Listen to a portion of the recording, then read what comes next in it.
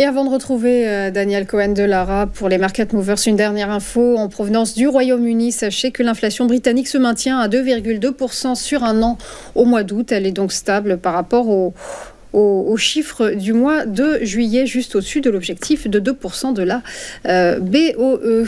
Il est donc temps de retrouver Daniel Cohen de Lara. Bonjour. Bonjour Roselyne.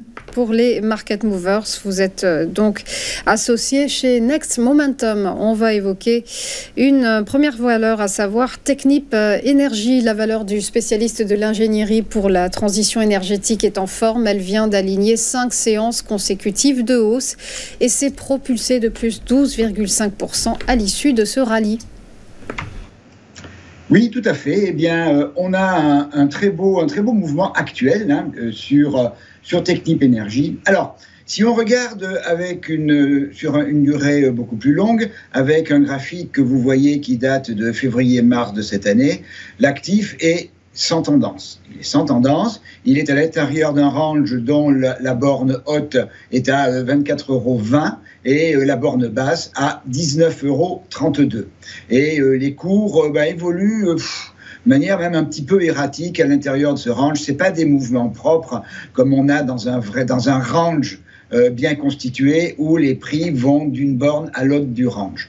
On est venu récemment, au début du mois, non pas sur le bas du range, sur les 19,32, mais on a trouvé un support sur 20 €, support sur lequel on a rebondi et on est à l'intérieur de ce rebond avec la très belle performance de court terme telle que vous l'avez indiqué. Alors on a d'abord sur 20,02 €, il y a deux choses intéressantes dans cette zone et dans la période actuelle. Tout d'abord, on a une belle figure de retournement de chandelier japonais en analyse technique. Et puis, j'ai mis les bandes de Bollinger sur le graphique. Et on était pendant une dizaine de séances à l'intérieur d'une zone où les deux bandes étaient à plat. On appelle ça une zone de squeeze qui précède généralement une sortie relativement importante ou brutale. C'est ce qui s'est produit en début de semaine.